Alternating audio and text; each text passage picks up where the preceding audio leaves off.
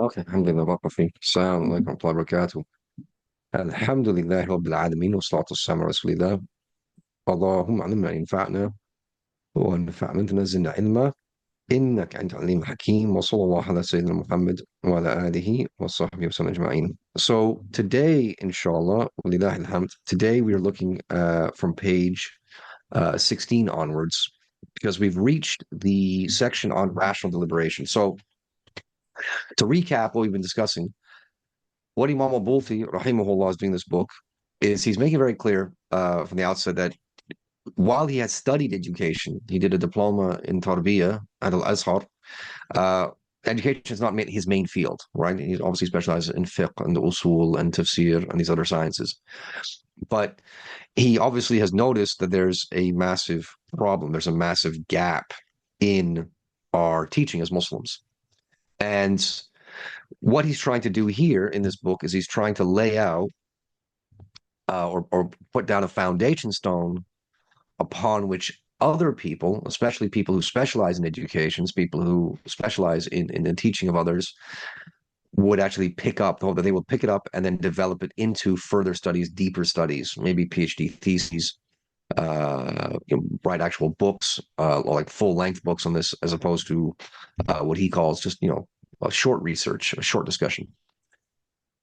But what he wants to do is he wants to get at what's called the pedagogical approach. Now, he says we have pedagogical principles, but he said the pedagogical principles, this is everything. This is the halal, this is the haram, this is what Allah has commanded, this is the all the etiquettes, everything that's come to us from the Quran. And you can extend it out also, look at the book and the Sunnah and so forth. Or sorry, look at the Sunnah and then the practice of the companions, the first generations, and so forth. But what he wants to do is he wants to talk about the approach. He says, okay, we have all these pedagogical principles, we have all these things that we want to convey and teach.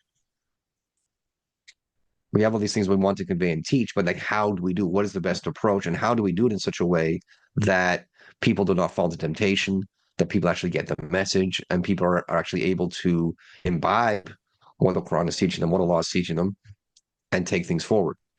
So what he does is he narrows down these fundamental principles or these principles, this approach. He says that this approach has three foundations, right? You can boil it all down. There's three foundations.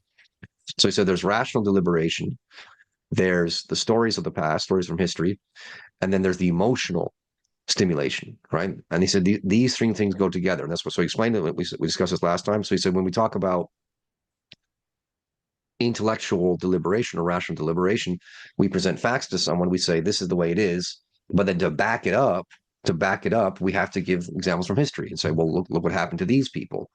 There are these people who denied Allah, and this is what happened to them. There are these people who believed in Allah and obeyed Allah, and this happened to them. Right? And this reinforces the rational message. But then at the same time, he also brings in he says we have to have the emotional stimulation because, again, this point has to be stressed again and again, that human beings do not do what they uh, understand or comprehend. They do what they love. They do what they are driven to. They do what uh, their emotions move them towards. So they're motivated by, for example, love, or they're motivated by fear, or they're motivated by disgust, or they're motivated by ambition. There's something in them that moves them, and this is again this point about how your intellect is like the headlights in your car, but your emotions are the engine and the petrol. That's what gets the car moving. So all of this comes together. So this is why we need to have all of these components together. So where we got off, where we started, or where we arrived at last time is we just got to the chapter on rational deliberation. And Imam al-Buti says that rational deliberation itself breaks down to another further three aspects, right? So if you're into mind mapping, that's what you'd want to do. We want to see the pedagogical approach, rational deliberation, stories from the past, emotional stimulation, and then under rational deliberation, you put down another 3 points, and that is identifying man himself, choosing a way that is suited to the mental faculties of all people, right? Because that's probably one of the major miracles of the Quran is that it is It's addressed to all of humanity. All of humanity can get it. All of humanity can understand it. And then 3, relying on discussion and dialogue, which we will talk about soon, inshallah. And we have a book coming out on that. Don't we see each other? Inshallah. It's coming, inshallah. So the Imam says we shall analyze each of these aspects separately. So he says the first thing that Allah does in the Quran is he identifies man, like who is man? So addressing humanity, saying, who are you? Who are you? Where do you come from? Where are you going? What is your function? Who created you? What is your wazifa? The fact that you are an abd mamluk, you are Allah's owned slave, you're his property. And so he talks about, so that's what he says here on page 15. We talk about man's origins, his reality, how he emerged, how he increased in number. And he mentions here, obviously, the first ayat to be revealed, or first ayat to be revealed, Surah Al-Alaq, the 96th chapter, verses 1 to 5, where Allah says the translation, which is, recite the name of your Lord who created man from clots of blood. Recite, and your Lord is the most generous. He who taught by the pen, taught humanity what they do not.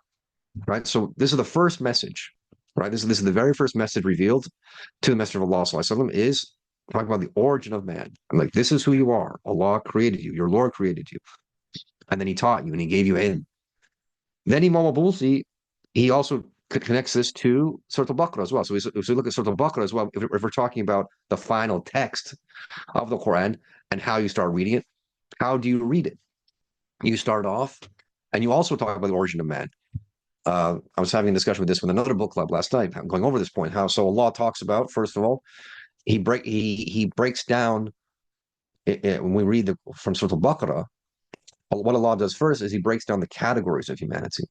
So we first have the believers, then we have the unbelievers, then we have the munafiqun. Right? So Allah breaks it down. Like this is how humanity is. These are the 3 broad categories of humanity: believers, unbelievers, hypocrites. Right? And Allah goes into a lot more depth about hypocrites, right? Because of how serious their crime is, right? Because you have to think that we discussed this yesterday. There are wisdoms about why Allah talks about the munafiqun more. The fact that they're a more dangerous enemy because you can't see them, right? The kafir is an open enemy. The munafiq, you can't tell, right? He's hiding. Also, the fact that the munafiqun have sifat that you would need to be wary of. That's what Allah is also showing us there.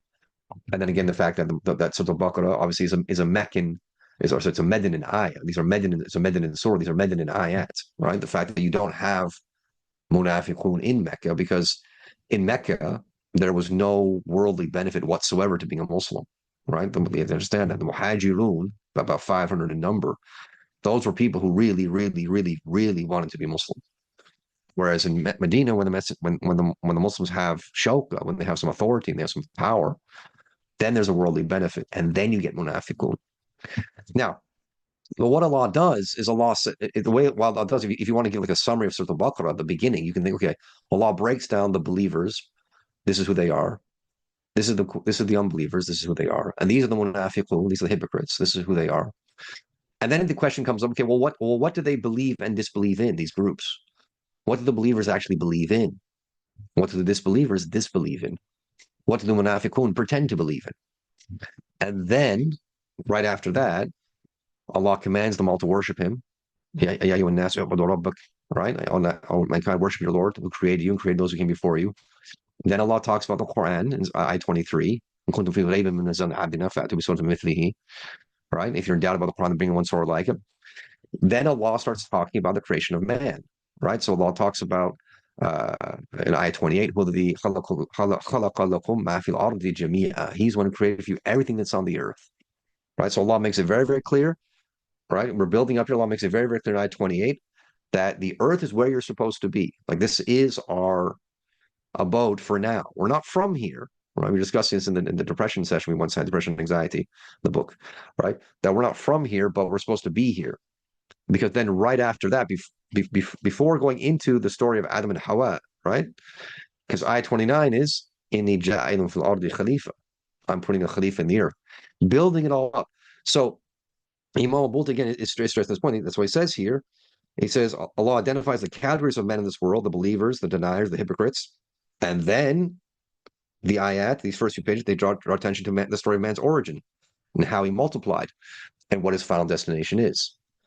right? So this is a message that keeps coming up again and again. The Quran, and then it said, and then he says, then it repeatedly draws attention to the story whenever the need calls for it.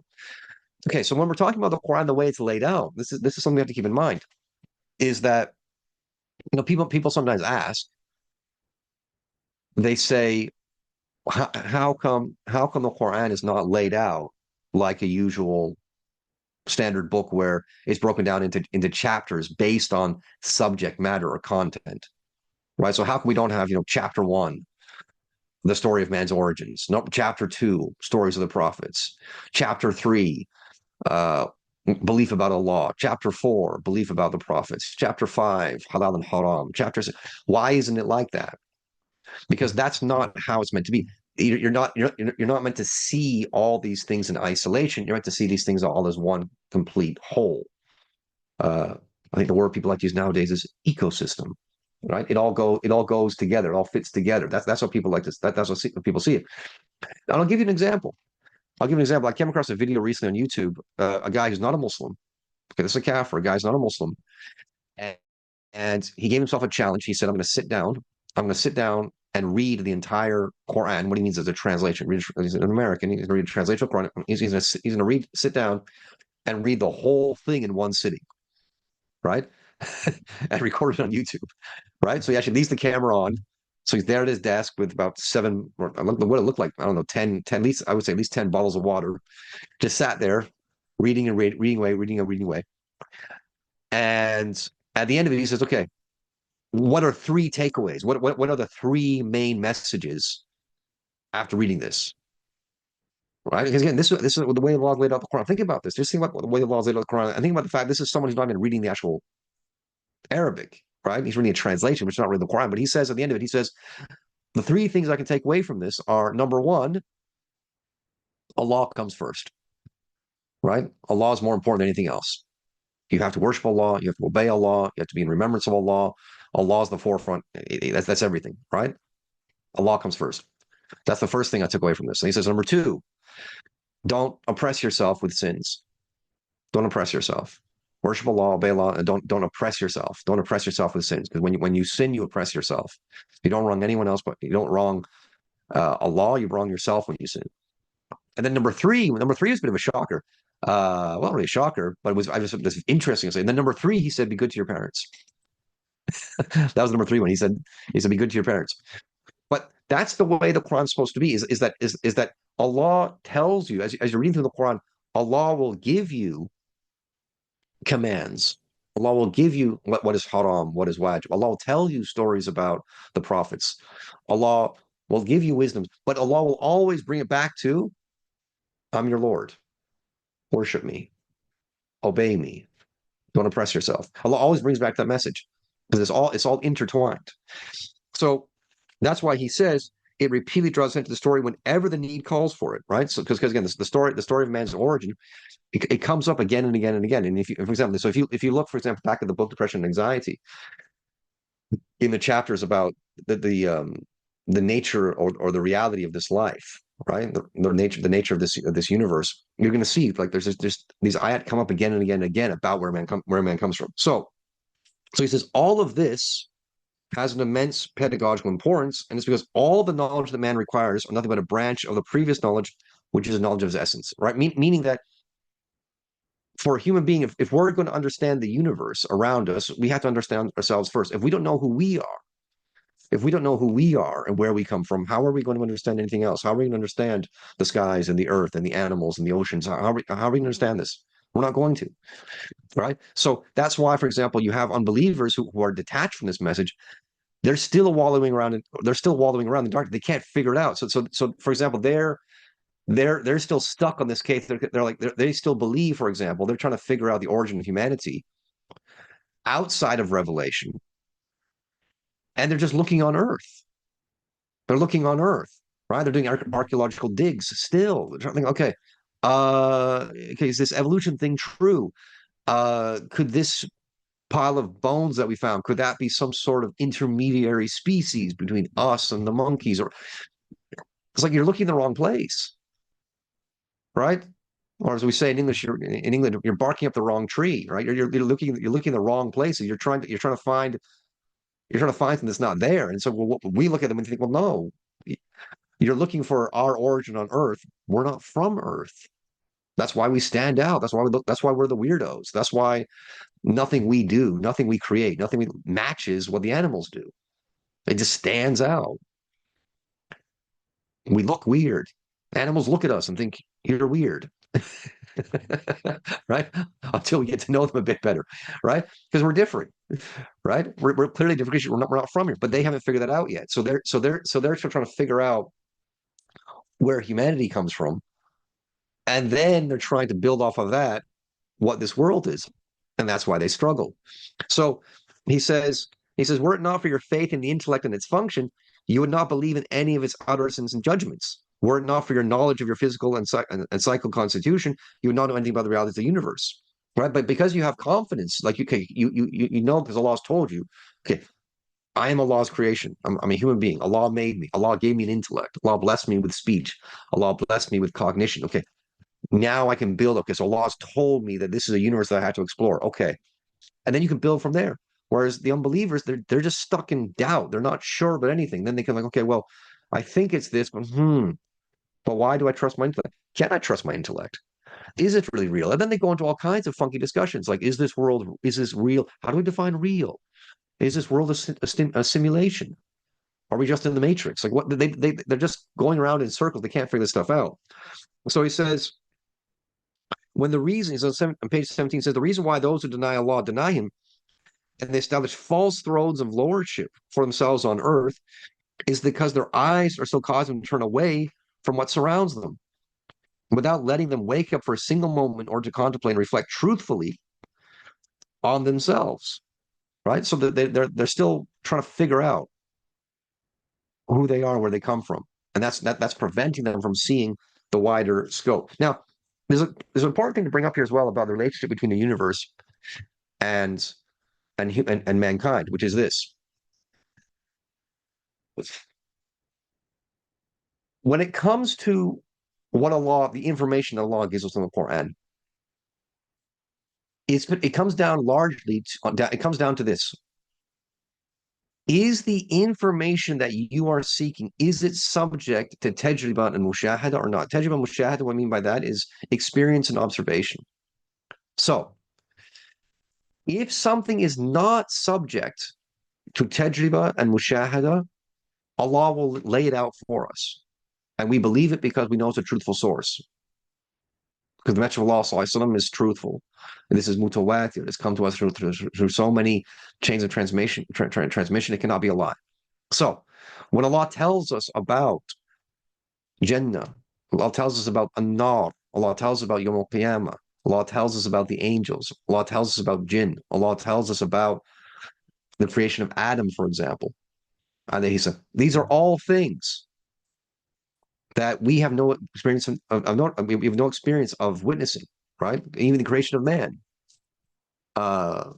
Like Allah says in Surah Al-Kahf, there's the ayah in Surah Al-Kahf, I think it's ayah 15 or 51. Allah says, we did not make you witness this. We did not make you witness the creation of man or the creation of the universe or the creation of heavens and the earth. So Allah lays it all out for us, which again is a sign of where these atheists and evolutionists go crazy, because like you're trying to establish something that you simply did not witness. You have no direct knowledge of. You're just guessing. That's all you're doing is guessing. So when it comes to these things that we cannot experience or observe, Allah tells us straight. Allah says, this is what happened. You were not there. Let me tell you what happened. You cannot see angels and jinn. Let me tell you what they are. And we accept it. But when it comes to the things that we can experience and we can witness, we can observe, Allah leaves it to us. And this is why I've said before that one of the way Allah has laid out the universe is that Allah has given us just the right amount of proof of his existence and the truth of Islam. It's just the right amount. It's not too little, it's not too much. It's not too little such that anyone would have an excuse to say on Yawm al-Qiyamah, oh, well, I didn't really see anything. I wasn't convinced. I kind of thought there might be a creator, but right?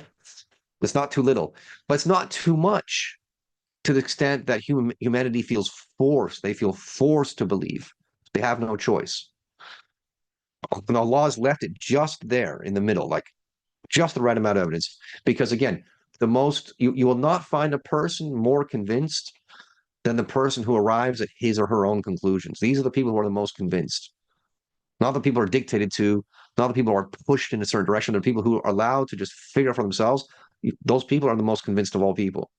And that's the way Allah's laid it out.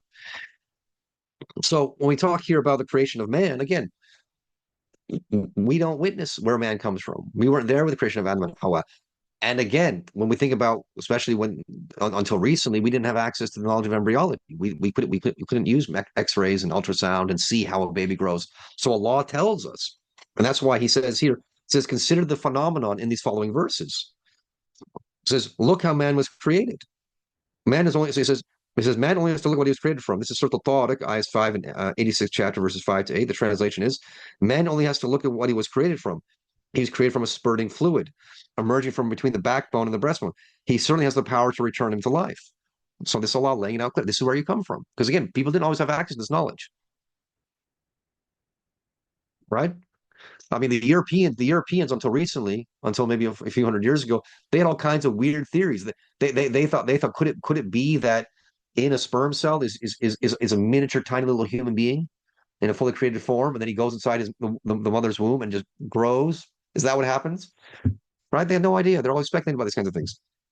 Then Allah, we have the next ayah here, where Allah in Surah Al-Hajj, ayah 5, which again goes into much more detail about the various stages of the growth of the embryo into the fetus and so forth, which you can cross-reference with the fourth hadith in the Arba'in an-Nawawiyah. That's an al-Wafi, people, al-Wafi. Get your shot of al-Wafi, all right, on the Arba'in an-Nawawiyah. But the fourth hadith in there, that's where the Messenger of Allah relates again how man is created, right? The various stages, like the mudra and the alaq and so forth. And Abdullah ibn Mas'ud radiallahu anhu, who narrates the hadith, he says at the beginning of it, he says, "Qala Rasulullah sallallahu alaihi wasallam, wa huwa sadiq al-masduq." Right, stressing that point, like he's the one who speaks the truth, and he is believed, like he's believed in what he says, because Abdullah ibn Mas'ud radiallahu anhu, he knows that what's in this hadith is quite amazing. It's quite amazing, right? Because again, we're talking about the origins of men. And then also Surah Al-Mu'minun, we created man from the purest kind of clay, then made him drop in a secure receptacle, then formed the drop into a clot, and formed the clot into a lump, and formed the lump into bones, and clothed the bones in flesh, and then brought him into being as another creature. Blessed be Allah, the best of creators. So all of this comes here. So again, and these are ayat, they're different parts of the Quran. Surah Al-Tariq, Surah Al-Mu'minun, Surah Al-Hajj, right? Different parts of the Quran, but Allah is bringing it out, and again, reminding you, this is where you come from. And this is knowledge that you don't really have access to, or which would say, in terms of embryology, this is knowledge that people only had access to recently, in terms of the stages of humanity. But Allah's making clear, no, we created you, and this is how we created you. This is the method we used. And He says, again, on page 19, you reflect on these in the verse, you find that they are drawing your attention to the reality of this universe, and that is under the subjugation, system, and planning of one God, to whom all creation submits in judgment and obedience. Thus, they pave the way for this fact to be disclosed with human intellect. And he says, when you reflect on this, you find the Quran does not analyze the phenomenon of the universe with a great deal of detail. Because again, like I said before, that's to let you discover, that's to let you research. Allah's not going to waste His time in the Quran saying stuff like, oh yeah, and Mount Everest is this tall, and the Pacific Ocean is this wide, and there's this creature and that creature. No, it's for you to, well, actually, Allah's not going to waste our time in this, right? Allah, it's for you to research. It's for you to research.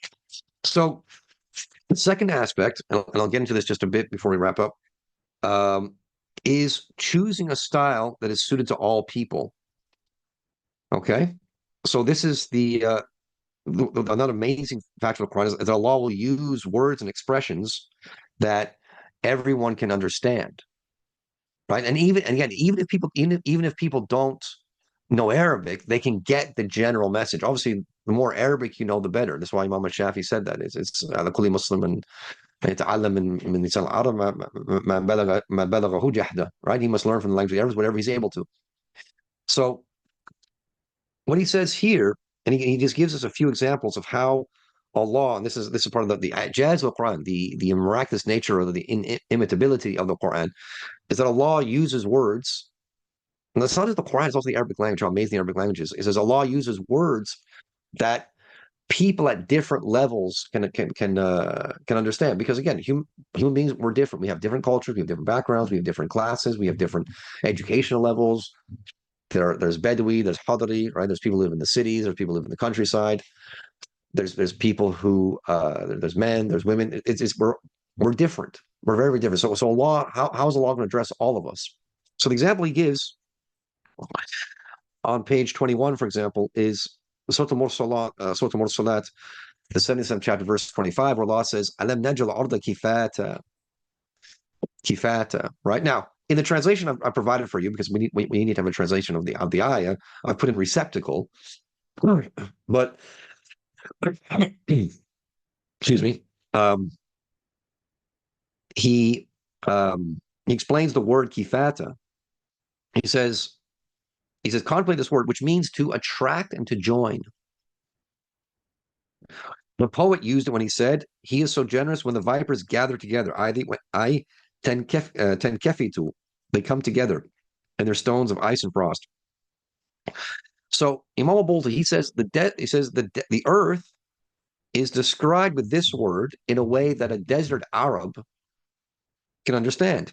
He could understand from that the earth is like a vessel that protects and preserves what it contains, which is a correct understanding. This is how the earth is. That's what he would understand kifata, right? It's a receptacle. That's why I've used this basic translation in the ayah.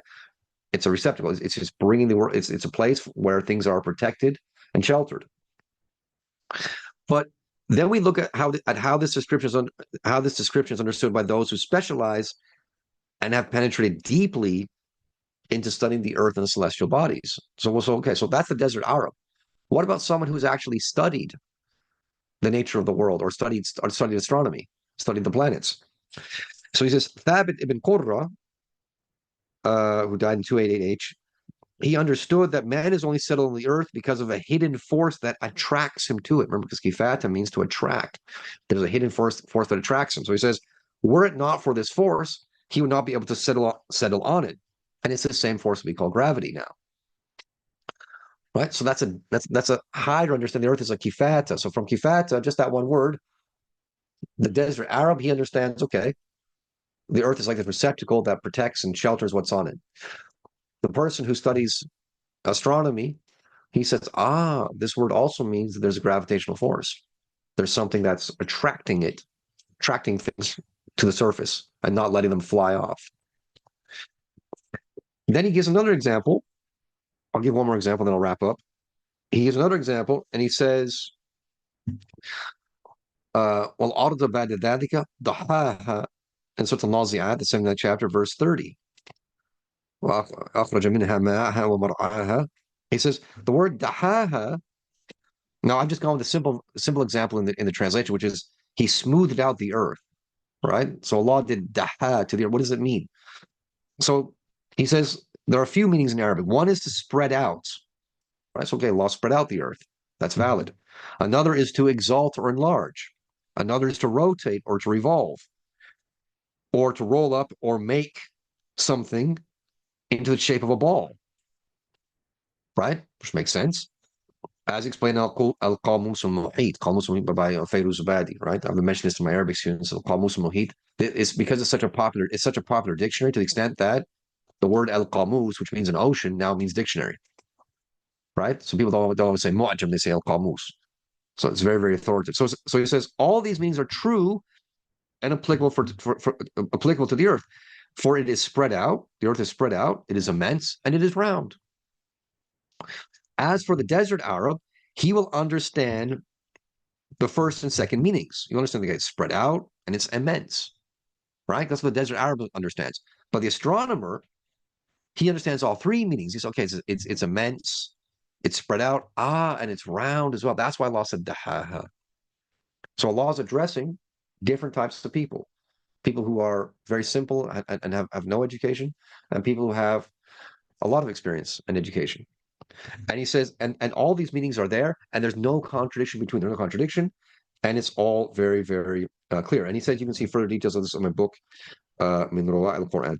So I will stop there and show. There's a few more examples which we can get into from Surah Al-Waqi'ah, the meaning of Muqween, which is beautiful. There's a few more things, but I think I'll stop there because I've gone on long enough. I've gone on for about half an hour. So we'll look at more of these when we meet next time, inshallah. But I'll open the floor now for questions and answers. Walhamdulillah,